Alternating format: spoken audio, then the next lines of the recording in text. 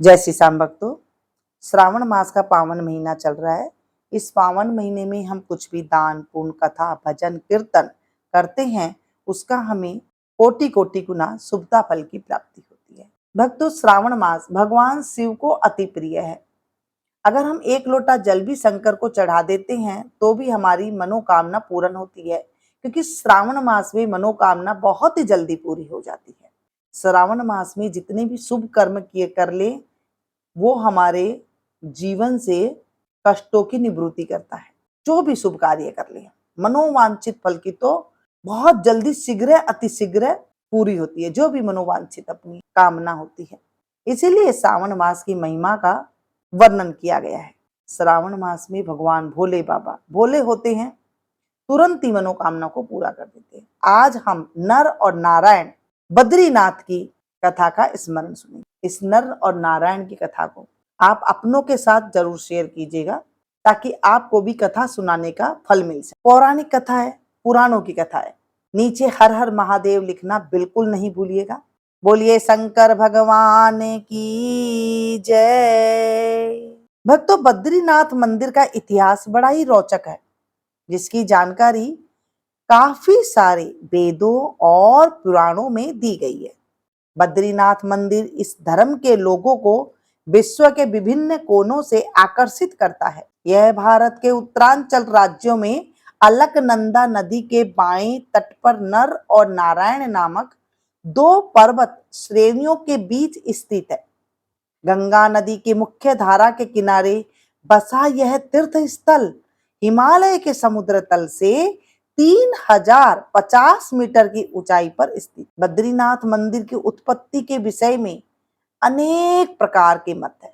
कुछ स्रोतों के अनुसार यह मंदिर 8वीं शताब्दी तक एक बौद्ध मठ था, जिसे आदि शंकराचार्य जी ने एक हिंदू मंदिर में परिवर्तित कर दिया। इस तर्क के पीछे मंदिर की वास्तुकला का भी एक प्रमुख कारण है, जो किसी मंदिर के समान है।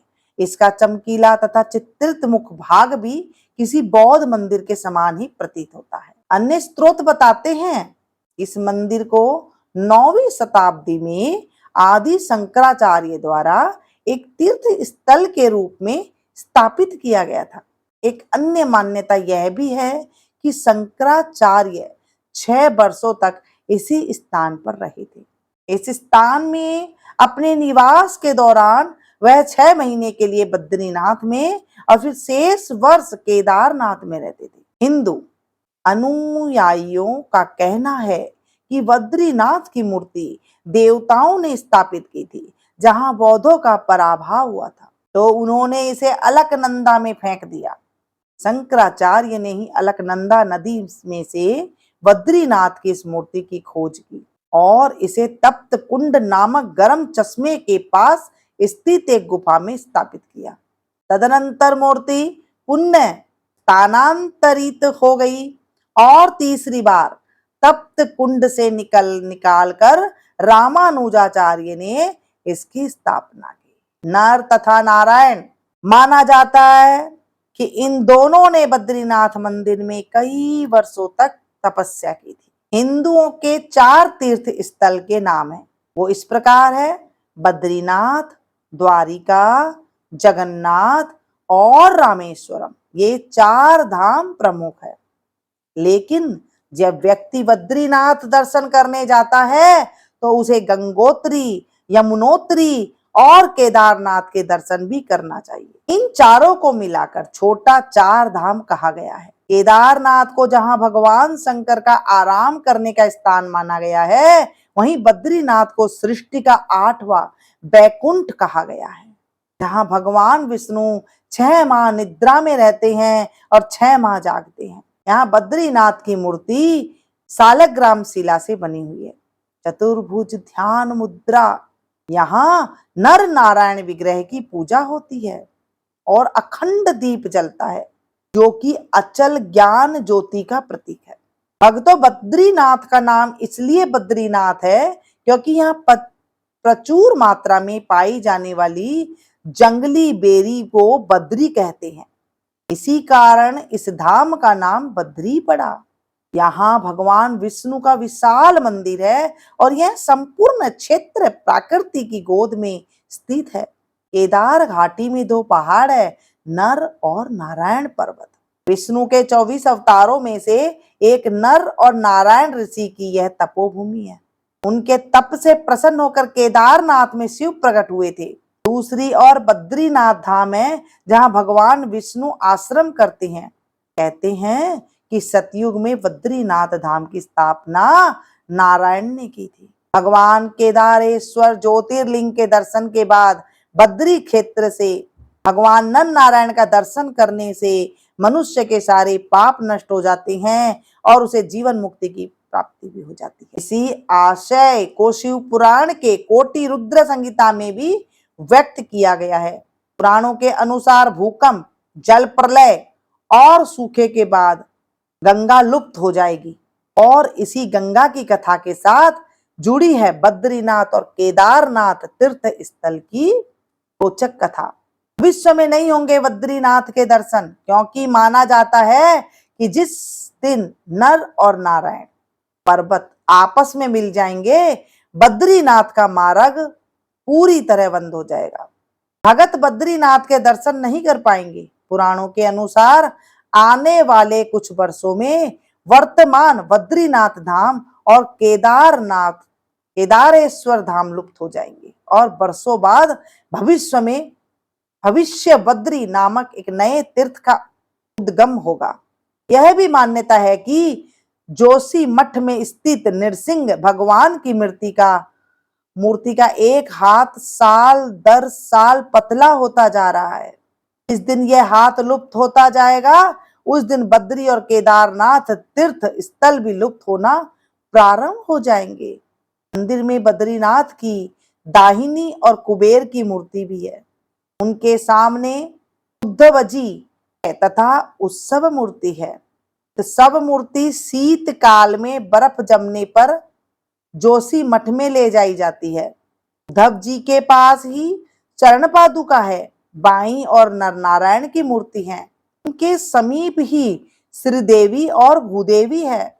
भगवान विष्णु की प्रतिमा वाला वर्तमान मंदिर 3133 मीटर की ऊंचाई पर स्थित है और माना जाता है कि आदि शंकराचार्य 8वीं शताब्दी के दार्शनिक संत ने इसका निर्माण कराया था। के पश्चिम में एक 27 किमी की दूरी पर स्थित बद्रीनाथ शिखर की ऊंचाई 7138 मीटर तक है। बद्रीनाथ में एक मंदिर है जिसमें बद्रीनाथ या विष्णु की वेदी है। 2000 वर्ष से भी अधिक समय से एक प्रसिद्ध तीर्थ स्थान बन रहा है। बद्रीनाथ में अन्य कई प्राचीन स्थल है, जैसे अलकनंदा के तट पर स्थित अद्भुत गर्म झरना, जिसे तप्त कुंड कहा जाता है। एक समतल चबूतरा जिसे ब्रह्म कपाल कहा जाता है। पौराणिक कथाओं में उल्लेखित एक सांप शिला है। इस नाग की कथित छाप वाला एक शिलाखंड शेष नेत्र है। भगवान विष्णु के पैरों के निशान है चरण पादुका। बद्रीनाथ से नजर आने वाला बर्फ से ढका ऊंचा शिखर नीलकंठ, जो गढ़वाल क्वीन के नाम से जाना जाता है। पौराणिक कथाओं के और यहाँ की लोक कथाओं के अनुसार यहाँ नीलकंठ पर्वत के समीप भगवान विष्णु ने बाल रूप में अवतरण किया था। कहते हैं कि भगवान विष्णु जी ने अपने ध्यान, योग और विश्राम हेतु एक उपयुक्त स्थान खोज रहे थे और उन्हें अलकनंदा नदी के समीप यह स्थान बहुत भा गया। उस वक्त से स्थान भगवान शंकर और पार्वती का निवास स्थान था। ऐसे में विष्णु ने एक युक्ति सोची। एक दिन शिव पार्वती भ्रमण के लिए बाहर निकले और जब वे वापस लौटे तो उन्होंने द्वार पर एक नन्हे शिशु को रोते हुए देखा। माता पार्वती की ममता जाग उठी। उस शिशु को उठाने लगी, तभी शिव ने रोका और कहा कि उस शिशु को मत छुओ। पार्वती ने पूछा, क्यों? बोले, यह कोई अच्छा शिशु नहीं है। जो यह यहाँ अचानक कैसे और कहां से आ गया? अब तक कोई इसके माता पिता नजर नहीं आ रहे हैं। कोई बच्चा नहीं बल्कि मायावी लगता है। लेकिन माता पार्वती नहीं मानी और वह बच्चे को उठाकर घर के अंदर ले आई। पार्वती ने बच्चे को चुप कराया और उसे दूध पिलाया। फिर वह बच्चे को वहीं सुलाकर शिव के साथ नजदीक के एक गर्म झरने में स्नान करने के लिए चली गई। जब वे दोनों वापस लौटे तो उन्होंने देखा कि घर का दरवाजा अंदर से बंद था। पार्वती ने शिव से कहा कि अब हम क्या करें? शिव ने कहा कि यह तुम्हारा बालक है, मैं कुछ नहीं कर सकता। अच्छा होगा कि हम कोई नया ठिकाना ढूंढ लें, क्योंकि अब दरवाजा नहीं खुलने वाला है और मैं बलपूर्वक इस दरवाजे को नहीं खोलूंगा। कहते हैं कि शिव और पार्वती वह स्थान छोड़कर केदारनाथ चले गए। वह बालक जो भगवान विष्णु थे वहीं जमे रहे। तरह भगवान विष्णु ने जबरन बद्रीनाथ को अपना विश्राम स्थान बना लिया। भगवान विष्णु ध्यान योग में लीन थे तो बहुत अधिक हिमपात होने लगा। भगवान विष्णु और उनका घर हिम में पूरी तरह डूबने लगा। देखकर माता लक्ष्मी का व्याकुल हो उठी। तब उन्होंने स्वयं भगवान विष्णु के समीप खड़े होकर एक बद्री के वृक्ष का रूप ले लिया और समस्त हिम को अपने ऊपर सहने लगी। माता लक्ष्मी जी भगवान विष्णु को धूप, वर्षा और हिम से बचाने की कठोर तपस्या में जुट गई। वर्षों बाद जब भगवान विष्णु ने अपना तप पूर्ण किया तो देखा कि लक्ष्मी जी से ढकी पड़ी है। तो उन्होंने माता लक्ष्मी के तप को देखकर कहा कि हे देवी, तुमने भी मेरे ही बराबर तप किया है, सो आज से इस धाम पर तुम्हारे साथ ही पूजा जाएगा। और क्योंकि तुमने मेरी रक्षा बद्री वृक्ष के रूप में की है, सो आज से मुझे बद्री के नाम बद्रीनाथ के नाम से जाना जाएगा। इस तरह भगवान विष्णु का नाम बद्रीनाथ पड़ा। 4 धाम में से एक बद्रीनाथ के बारे में एक कहावत प्रचलित है कि जो जाए बद्री वो न आए ओदरी। अर्थात जो व्यक्ति बद्रीनाथ के दर्शन कर लेता है उसे पुण्य है उधर यानी गर्भ में नहीं आना पड़ता, मतलब दूसरी बार जन्म नहीं लेना पड़ता। बोलिए शंकर भगवान की जय। शास्त्रों के अनुसार मनुष्य को जीवन में कम से कम 2 बार बद्रीनाथ की यात्रा जरूर करना चाहिए। माता पार्वती की जय। भक्तों, आज हमने बद्रीनाथ की कथा का स्मरण किया है। शिव भक्त अपने गांव से केदारनाथ धाम की यात्रा पर निकला। वह पैदल पैदल निकल पड़ा। रास्ते में जो भी मिलता केदारनाथ का मार्ग पूछ लेता। मन में भगवान शिव का ध्यान करता रहता। चलते चलते उसको महीनों बीत गए। आखिरकार एक दिन वह केदारनाथ पहुंच ही गया। केदारनाथ के मंदिर के द्वार 6 महीने खुलते हैं और 6 महीने बंद रहते हैं। वह उस समय पर पहुंचा जब मंदिर के द्वार बंद हो चुके थे।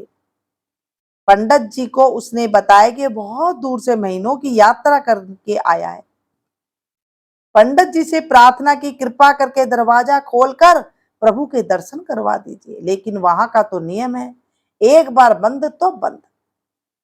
नियम तो नियम होता है। वह बहुत रोया, बार बार भगवान शिव को याद किया कि प्रभु बस एक बार दर्शन करा दो। वह सभी से प्रार्थना कर रहा था लेकिन किसी ने भी नहीं सुनी। पंडित जी बोले, अब यहाँ 6 महीने बाद आना, 6 महीने बाद यहाँ के दरवाजे खुलेंगे। यहाँ 6 महीने बर्फ और ठंड पड़ती है। और सभी जन वहां से चले गए। वह वहीं पर रोता रहा। रोते रोते रात होने लगी, चारों तरफ अंधेरा हो गया, लेकिन उसे अपने शिव पर विश्वास था और वो कृपा कर जरूर करेंगे ये मन में सोचने लगा। उसे बहुत भूख और प्यास भी लग रही थी। उसने किसी के आने की आहट सुनी।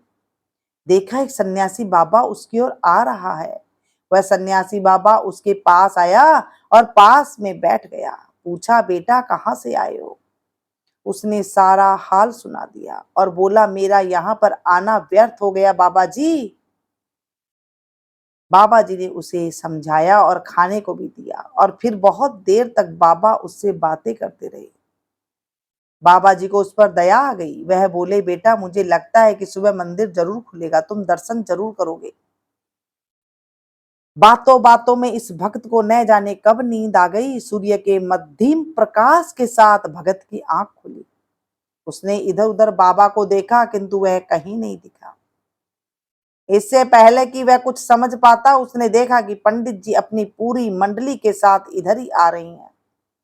उसने पंडित को प्रणाम किया और बोला, कल आपने तो कहा था कि मंदिर 6 महीने बाद खुलेगा, इस बीच कोई नहीं आएगा यहाँ, लेकिन आप तो सुबह ही आ गए। पंडित जी ने उसे गौर से देखा, पहचानने की कोशिश की और पूछा कि तुम वही हो ना जो मंदिर के द्वार बंद होने पर आए थे, जो मुझे मिले थे, 6 महीने होते ही वापस आ गए। उस आदमी ने आश्चर्य से कहा कि नहीं, मैं कहीं नहीं गया, कल ही तो आप मिले थे, रात में मैं यहीं सो गया था, मैं कहीं नहीं गया। पंडित जी को आश्चर्य का ठिकाना नहीं था। उन्होंने कहा,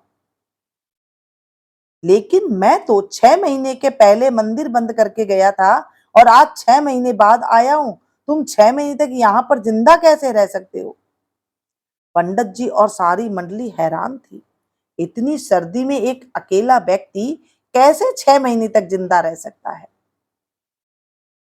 तब उस भगत ने उनको सन्यासी बाबा के मिलने और उसके साथ की गई सारी बातें बता दी कि एक सन्यासी आया था, लंबा था, बड़ी बड़ी जटाएं, एक हाथ में त्रिशूल और एक हाथ में डमरू लिए, मृगशाला पहने हुए था। पंडित जी और सब लोग उसके चरणों में गिर गए, बोले, हमने तो जिंदगी लगा दी किंतु प्रभु के दर्शन ना पा सके। सच्चे भक्तो तुम हो, तुमने तो साक्षात भगवान शिव के दर्शन किए हैं। ये शंकर भगवान की जय। उन्होंने अपनी माया, योग माया से तुम्हारे 6 महीनों को एक रात में परिवर्तित कर दिया, काल खंड को छोटा कर दिया। यह सब तुम्हारे पवित्र मन, तुम्हारी सच्ची श्रद्धा और विश्वास के कारण ही हुआ है। आपकी भक्ति को प्रणाम है।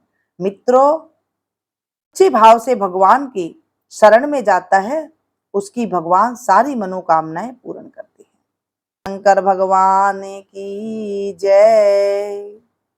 आज हमने केदारनाथ, बद्रीनाथ की कथा का स्मरण किया है। हे प्रभु, हमारे जीवन से जो भी कष्ट हो से निवृत्ति करना, हमारी मनोवांछित को पूरी करना, हमारी मन में जो भी कामना है उसे पूरी करना।